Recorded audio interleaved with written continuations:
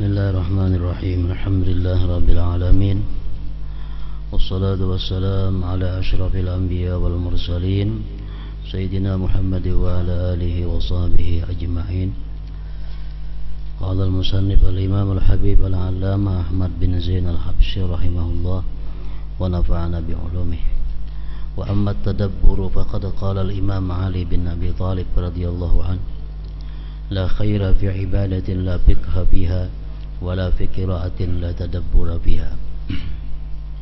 Wa qad qala Allah ta'ala afala yatadabbaruna al-Qur'an am 'ala qulubin aqfaluha.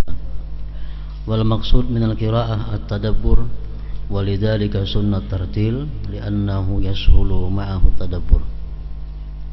Kama annahu la yumkinu at-tadabbur illa bi huduril qalbi wa tarki haditsin nafsi ولا يمكن الحضور إلا بصرف الهمة إلى القراءة ولا يحمل على الهمة إلا قوة الإيمان بكون الآخرة خيرا من الدنيا وأبقى ولا يتم الفهم بعد الحضور إلا بصرف الذهن إلى إدراك المعنى ولا يتولد الخشوع والتعظيم إلا بمعرفة جلال الله ومعرفة حقارة النفس إلى آخر كلام.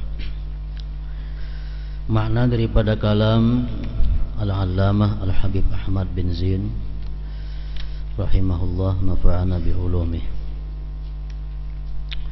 mengenai tadabbur, merenungkan.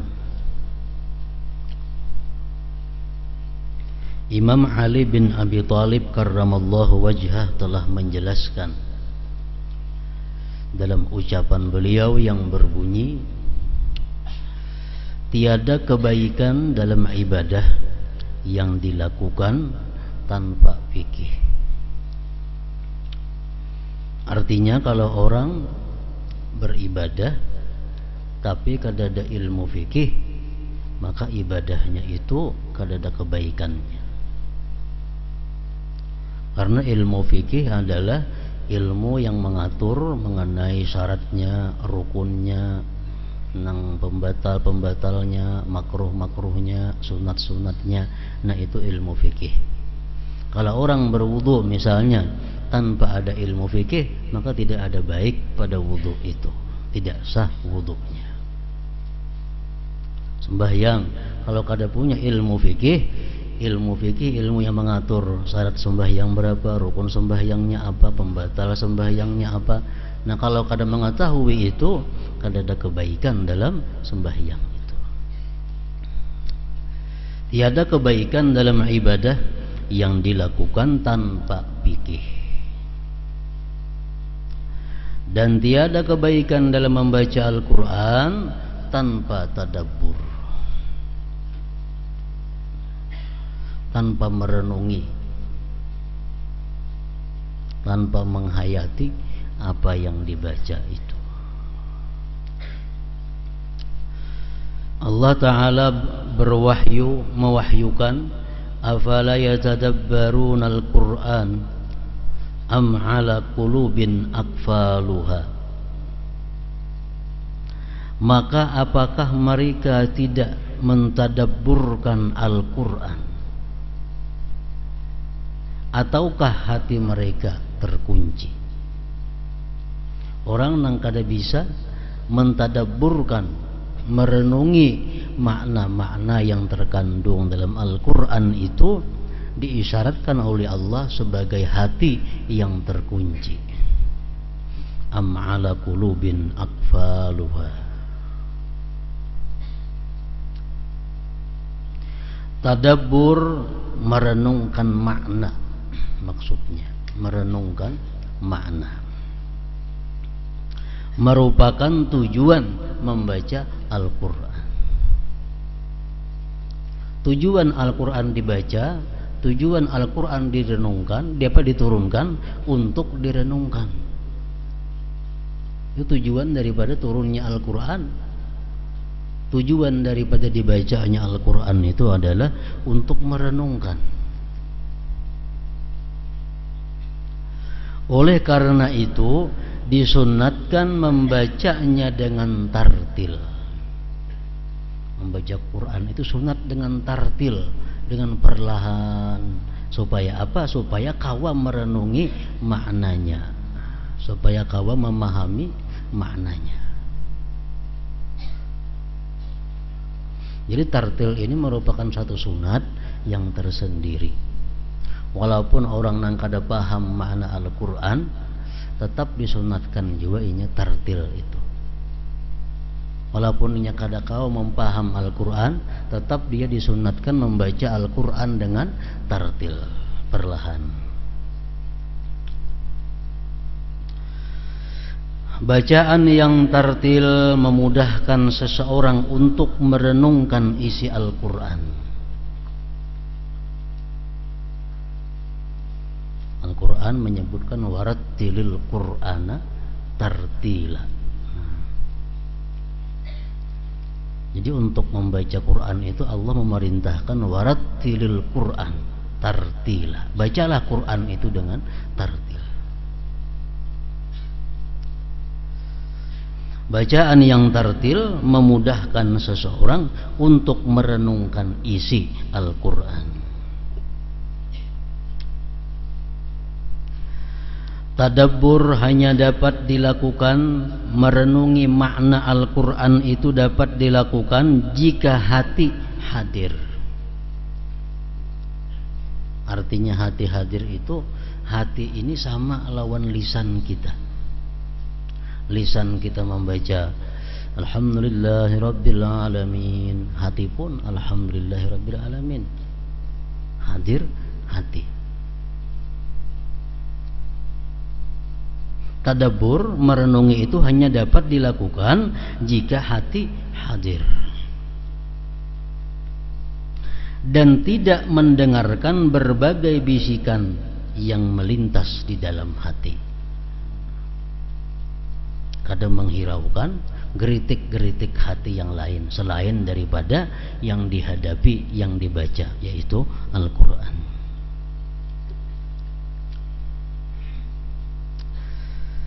Dan seseorang tidak mungkin dapat menghadirkan hatinya kecuali dengan mencurahkan seluruh perhatiannya untuk membaca Al-Quran. Jadi hadir hati membaca Al-Quran itu kadang mudah. Artinya mulut kita Alhamdulillahirabbil alamin, hati Alhamdulillahirabbil alamin hadir. Mulut kita Ar-Rahmanir Rahim, hati Ar-Rahman, itu pada mudah. Itu bisa. Yang pertama syaratnya adalah mencurahkan seluruh perhatian untuk membaca Al-Quran. Pikiran-pikiran lain itu sudah kada ada lagi. Pikiran-pikiran lain sudah kada ada lagi yang mengganggu perhatian. Dan seseorang tidak mungkin dapat menghadirkan hatinya kecuali dengan mencurahkan seluruh perhatiannya untuk membaca Al-Quran. Dan usaha untuk memusatkan perhatian ini hanya dapat dilakukan oleh seseorang yang kuat imannya. Kayak apa supaya hati kita nih 100% tercurah kepada Al-Quran? Itu mesti modalnya adalah kuat iman dan meyakini bahwa akhirat itu lebih baik dan lebih kekal dari dunia. Seseorang tidak akan merasa khusyuk dan mengagungkan Allah Ta'ala kecuali setelah dia mengetahui kebesaran Allah Ta'ala. Orang yang kadang merasakan kebesaran Allah itu kadang bisa khusyuk dan mengetahui hinanya diri. Jadi seseorang baru akan merasa khusyuk setelah dia mengetahui kebesaran Allah dan menyadari bahwa Allah selalu mengawasinya dan mengetahui segala kekurangannya.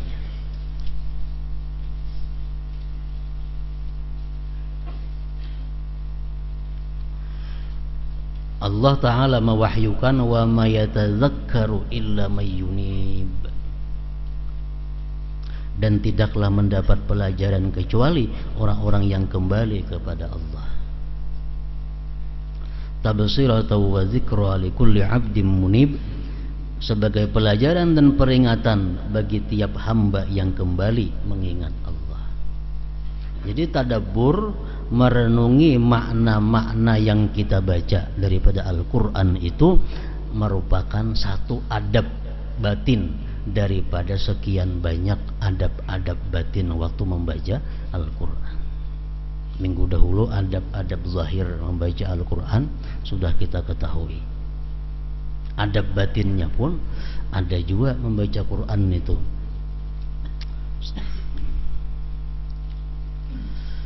Jadi para ulama menyimpulkan apa mestinya hati kita waktu membaca Al-Quran itu, kayak apa batin kita.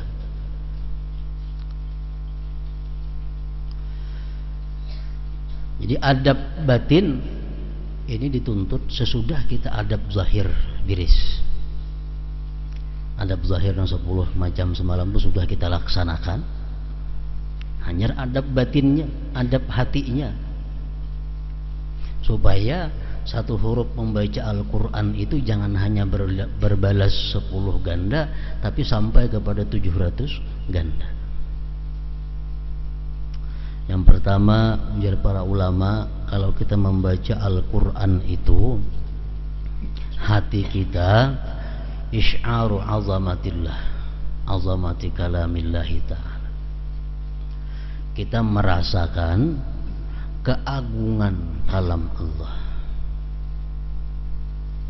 Kita merasakan keagungan kalam Allah. Jadi nang kita baca di hadapan kita ini, nang kita japai dengan tangan kita ini, nang kita pandang dengan mata kita ini adalah kalam Allah. Dan kalam Allah ini adalah sangat agung, sangat besar. Nah, kita rasakan kebesaran, kemuliaan kalam Allah yang ada di hadapan kita. Makanya disuruh secara zahir dengan misalnya meninggikan Al-Quran daripada duduk, kan? Di lantai mandak itu kada membesarkan kalam Allah ngarannya. Ini dalam hati kita mengagungkan kalam Allah ini, lalu kita angkat daripada lantai. Kalam Allah, kalam Allah yang kita hadapi ini daripada agungnya, daripada besarnya, kada boleh sembarang orang menjapai. Orang junub kada boleh menjapai, orang haid kada boleh menjapai, orang hadas kecil kada boleh menjapai. Menjapai aja kada boleh, daripada agungnya ini kalam Allah Subhanahu wa ta'ala. Nah, jadi kita rasakan waktu memegang Al-Quran itu, membaca Al-Quran itu keagungan kalam Allah Subhanahu wa ta'ala ini. Artinya lain perasaan hati kita membaca Quran lawan membaca kitab biasa itu lain. Perasaan hati kita membaca Quran dengan membaca surat kabar majalah lain. Nah, ini ada agungnya yang dibaca ini.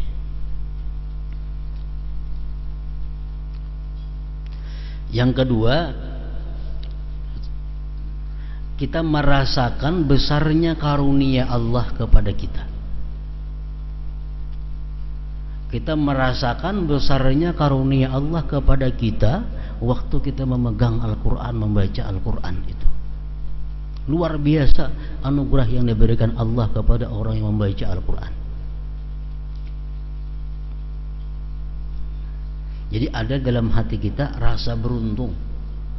Dalam hati kita ada merasa beruntung dianugerahi oleh Allah kemampuan untuk membaca Al-Quran.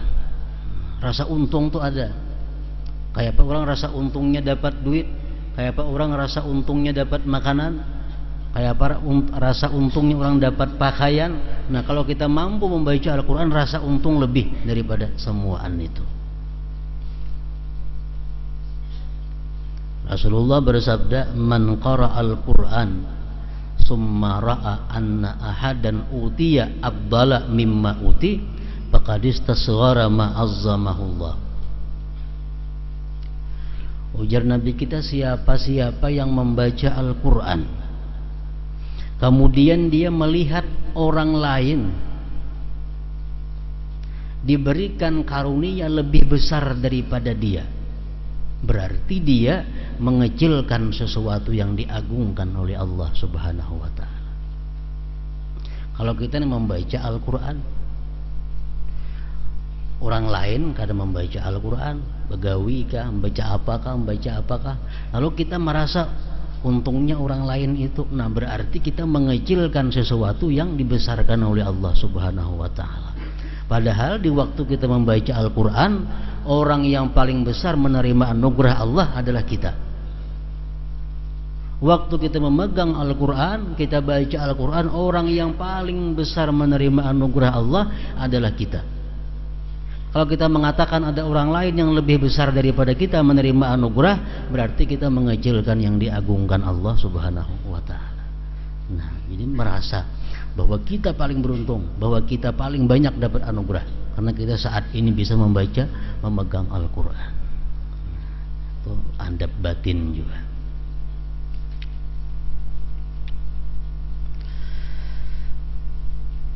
Jadi kita membaca Al-Quran itu ada kebanggaan, ada gairah, ada perasaan beruntung. Jadi kalau kita membaca Al-Quran, apapun yang keluputan, baik dari perkara akhirat atau perkara dunia, kita kada boleh bersedih, kita kada boleh menyesal. Kenapa? Karena kita sedang berada dalam yang paling dimuliakan oleh Allah Subhanahu wa ta'ala.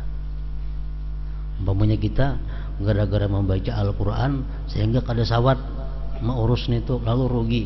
Nah, gara-gara membaca Al-Quran terperhatikan nasi hangit, menyesal lah kita, kada boleh menyesal. Kalau kita menyesal berarti kita mengecilkan yang diagungkan oleh Allah Subhanahu wa ta'ala.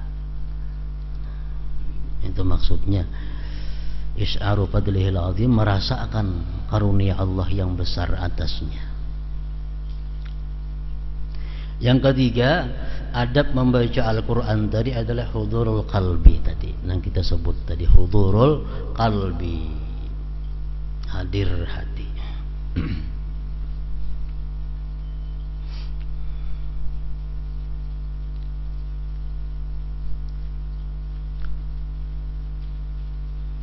Yang pernah sembahyang hadir hati, waktunya ruku ingat pada ruku, inya i'tidal ingat pada i'tidal, inya sujud ingat pada sujud, membaca subhana rabbiyal a'la ingat, hatinya membaca subhana rabbiyal a'la. Nah ini arannya orang yang hudurul qalbi, hudurul qalbi. Kalau kita mulai berabai ke Banjarmasin, di perjalanan ada satu kampung yang kita lewatkan, sambung kita tahu, nah pantai, Berikin, Kandangan, Rantau, Binuang, terus Matapura, Banjarbaru, Banjar. Berarti perjalanan itu warnanya hadir hati kita. Napa ingat terus di jalan ini, nah kada ada luput. Nah, kita berbuat di motor mulai berabai. Berbaya sampai Matapura hanya sadar, berarti kada hadir hati dalam perjalanan tadi. Kenapa Kandangan kada tahu, Rantau kada tahu, Taguringan ngarannya itu. Nah sama orang membaca Quran pun demikian juga. Bismillahirrahmanirrahim, ini hadir hati. Nang ada wala balinnya kaina timbul. Nang di tengahnya mana? Itu ngarannya kada hadir hati. Itu dimaksud dengan hudurul qalbi, ini hadir hati. Jadi kadang nang diliwatkan satu ayat pun daripada ayat nang dibaca itu.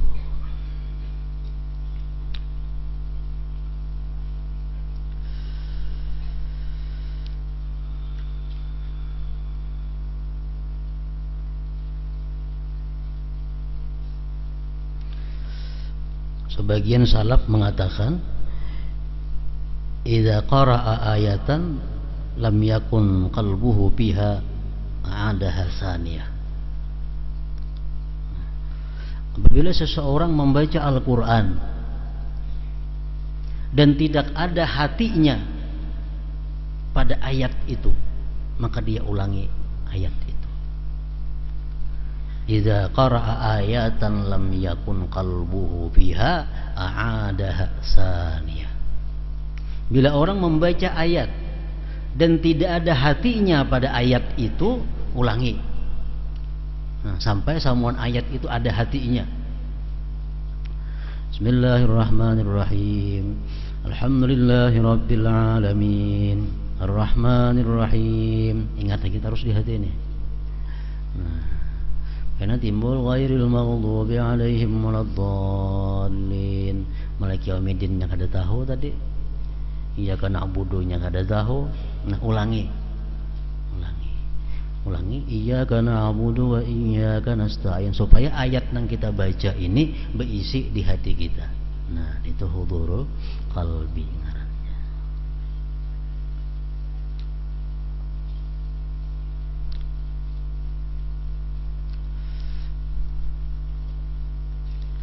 Walaupun kada paham yang dibaca, ada masalah. Karena hadir hati ini kada syarat paham.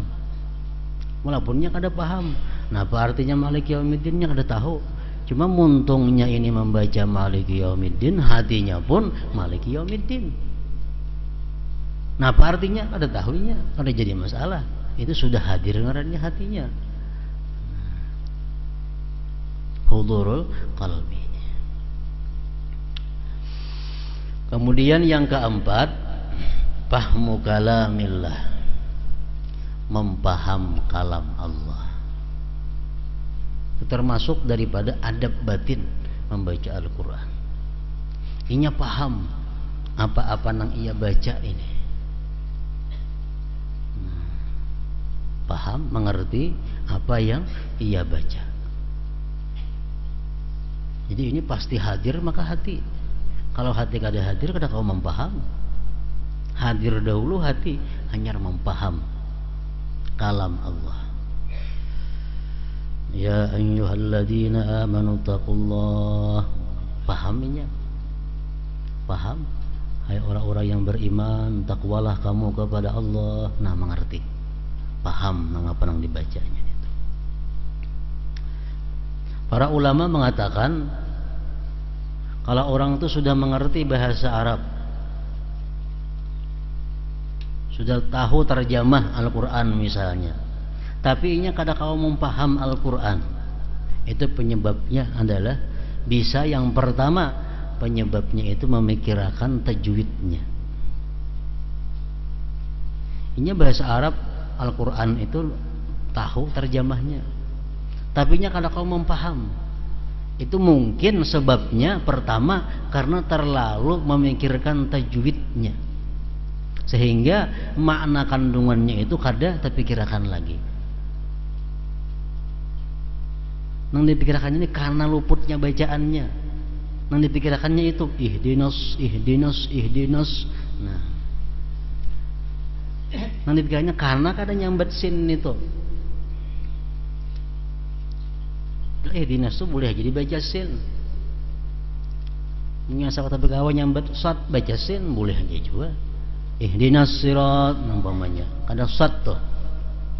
Ini harus memikirkan ihdinas, lalu kada kau lagi mempaham apa makna itu ihdinas. Nah, jadi salah satu penyebab kenapa orang itu kada paham Al-Quran, pertama karena tahqiqut tajwid, karena hendak memantapkan tajwid.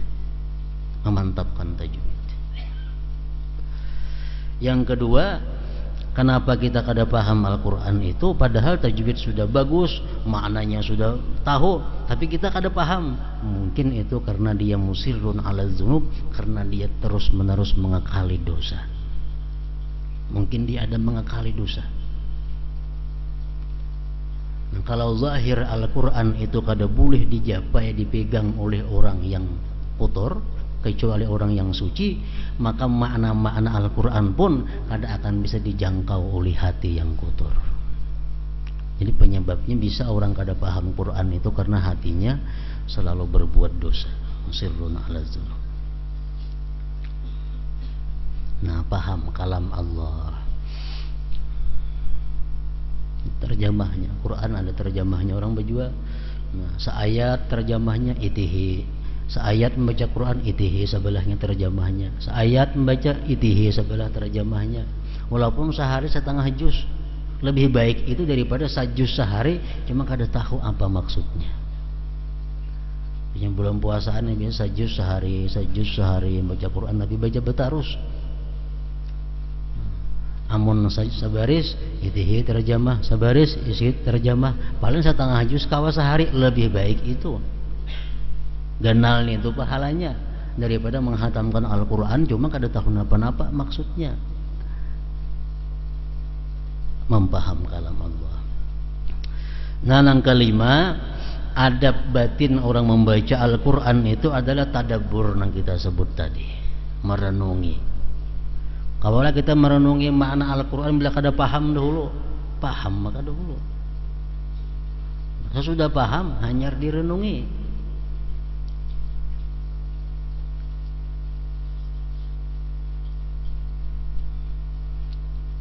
Rasulullah SAW pernah membaca Bismillahirrahmanirrahim 20 kali, sini ulangi.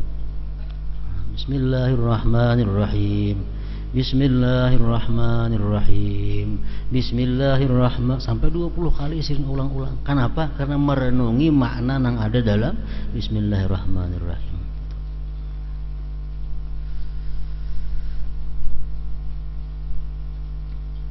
Nah, sesudah kita merenungi itu, nang keenam, adab hati kita adalah takhsis. Takhsis ini apa artinya? Mengkhususkan kepada diri kita. Maksudnya, kalau Al-Quran itu ada menyuruh sesuatu, iya aku yang disuruh. Kalau Quran itu ada melarang sesuatu, iya aku ini orangnya yang dilarang. Nah, itu artinya takhsis. Misalnya tadi, Ya ayyuhalladzina amanu qu anfusakum wa ahlikum nara. Hai orang-orang yang beriman, jagalah diri kamu, jagalah keluarga kamu daripada api neraka. Nah, itu ditaksis. Artinya iya aku yang disuruh Tuhan menjaga diri ini, iya aku yang disuruh Tuhan menjaga keluargaku daripada api neraka.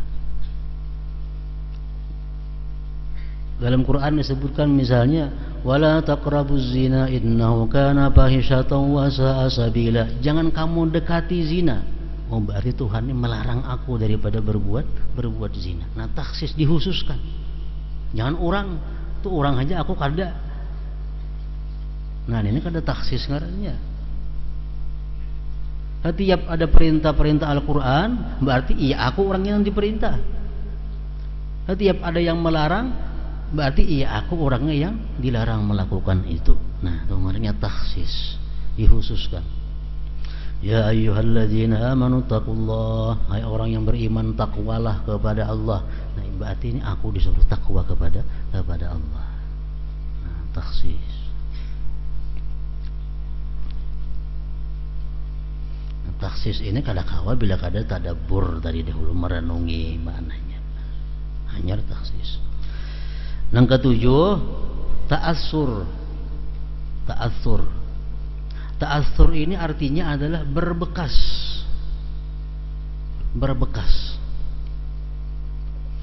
Kalau Al-Quran itu ada kisahnya berupa ancaman-ancaman, berbekas pada dirinya. Ada perasaan takutnya, ada perasaan sedihnya. Nah, ini dengarnya ta'assur.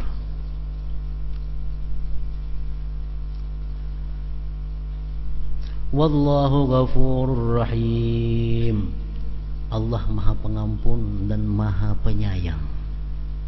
Banyak di Quran enggak itu tuh. Wallahu ghafurun. Allah Maha Pengampun, Allah Maha Penyayang. Ta'asurnya, bekasnya dalam hati kita apa? Merasa gembira, merasa dapat mengharap anugerah Allah, merasa dapat ampunan Allah. Nah, ta'asur. Kalau Allah mengancam dengan kisah-kisah azab, Allah mengancam dengan neraka-neraka, ta'asurnya bekasnya ada pada diri kita, timbul takut. Nah, timbul takutan, timbul sedih. Itu namanya ta'asur, memberi berbekas pada diri.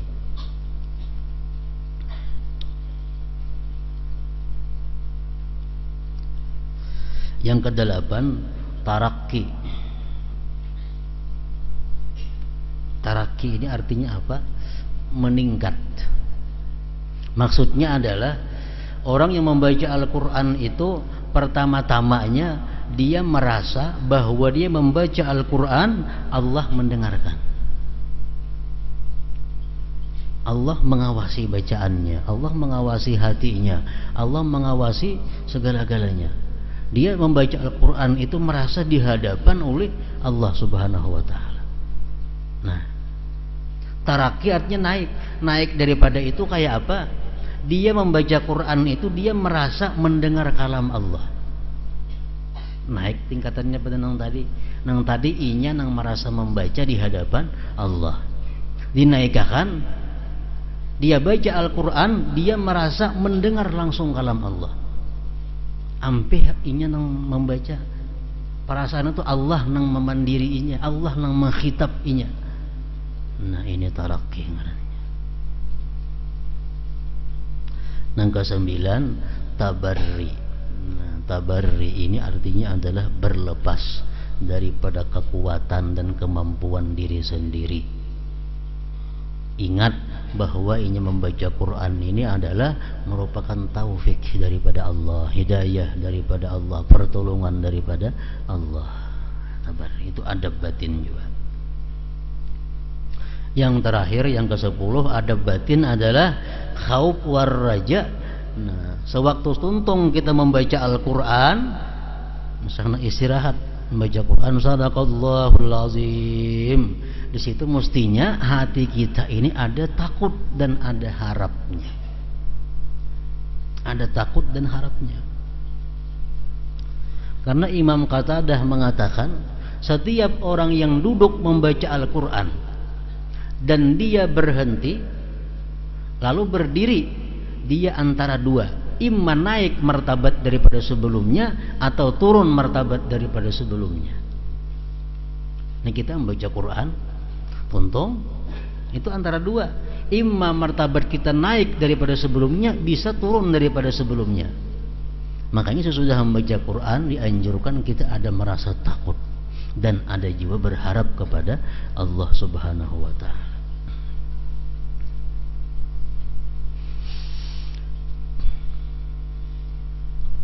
Banyak ulama mengatakan bahwa orang yang membaca Al-Quran itu ada sedikit yang justru melaknat dirinya sendiri. Yang dibaca Al-Quran, tapi dia melaknat dirinya sendiri. Misalnya dia orang zalim. Ini kita misalnya orang yang zalim. Lalu kita membaca Quran, ala la'natullahi ala zalimin, laknat Allah atas orang yang zalim. Iya, seorang yang dilaknat. Iya, seorang dilaknat. Kita orang yang pendusta, orang yang suka berdusta, kita baca Al-Quran, kita baca ayat ala la'natullah alal kadhibin, laknat Allah atas orang yang pendusta, orang yang berdusta. Iya, seorang dilaknat. Nah, jadi tuntung baca Quran itu ada perasaan khauf, takut kepada Allah, kalau termasuk nang tadi, dan bisa juga berharap kepada Allah. Ada ayat di Quran, wa man lam yatub fa ulaika humuz zalimun. Siapa-siapa yang tidak tobat, maka dia orang yang zalim. Padahal seorang banyak bisa dosa tapi kada tobat-tobat lagi. Nah, kalau kita tahu itu maknanya, tobatlah saat itu. Tobat saat itu. Misal kita baca ayat wa man lam yatub fa ulaika humuz zalimun. Siapa yang tidak tobat, dia orang zalim. Nah, kita merasa banyak dosa, tobatlah kita di saat membaca ayat itu. Nah, jadi 10 perkara adab batin membaca Al-Quran, ditambah 10 adab zahir membaca Al-Quran. Kalau kita menggabungkan 10-10 itu, maka setiap huruf yang kita baca daripada Al-Quran bukan hanya bernilai 10 ganda kebaikannya, tapi bisa mencapai 700 ganda satu hurufnya.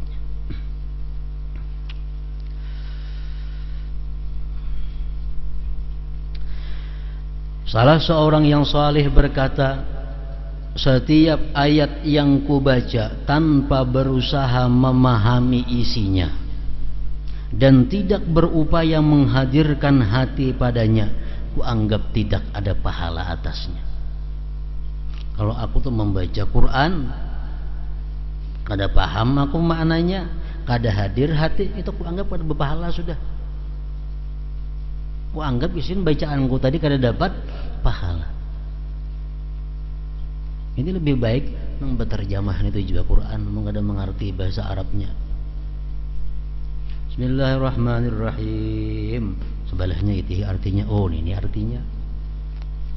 Iyyaka na'budu wa iyyaka nasta'in. Jadi sebelah, oh ini artinya. Nah, tahu.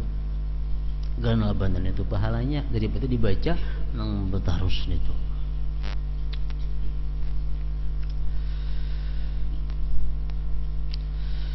Imam Al-Ghazali rahimahullah berkata, seseorang yang sama sekali tidak memiliki pemahaman tentang Al-Quran, ada paham sama sekali, sebigi-bigi kada ada paham Al-Quran itu, membaca bisa, kada ngerti sebigi-bigi. Seseorang yang sama sekali tidak memiliki pemahaman tentang Al-Quran, maka dia termasuk dalam wahyu Allah Ta'ala. Wa minhum may yastami'u ilaika hatta idza kharaju min 'indik qalu lil ladzina utul ilma madza qala anifa. Dan di antara mereka ada orang yang mendengar perkataanmu, hai Muhammad, sehingga apabila mereka keluar dari sisimu, mereka berkata kepada orang yang telah diberi ilmu pengetahuan, para sahabat, apa yang dikatakannya tadi? Ada mengerti? Rasulullah membacakan Al-Quran, membacakan wahyu Allah, bubar. Mengapa nang dibacakan Nabi itu? Mengapa maksudnya? Kadang ngerti sebiji-bijinya.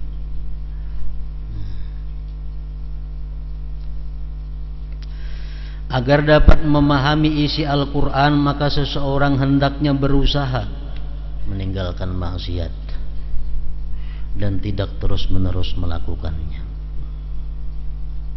Maksiat terbesar yang menghalangi seseorang dari memahami isi Al-Quran adalah kibir, sombong.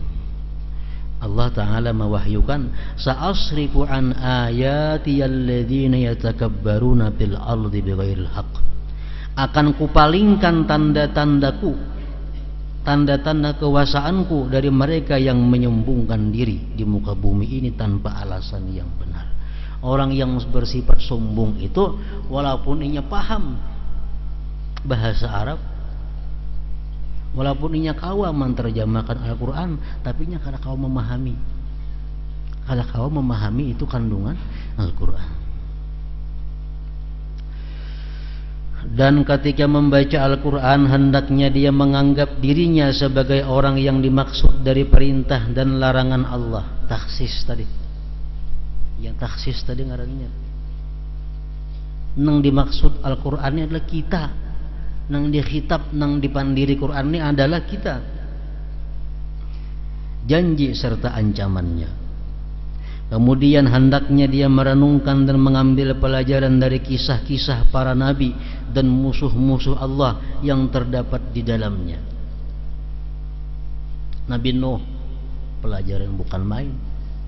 Nabi Nuh adalah rasul yang pertama di muka bumi. Rasul yang pertama di muka bumi. Berapa tahun Nabi Nuh berdakwah? Kayak apa gangguan yang disampaikan oleh kaumnya kepada Nabi Nuh? Hanya berapa puluh yang percaya kepada Nabi Nuh. Ada Nabi Nuh berdoa lawan Tuhan. Apakah doa Nabi Nuh kada kabul? Nah, ini ada pelajaran bagi kita kalau kita membicarakan masalah kisah Nabi Nuh itu, kekasih Allah.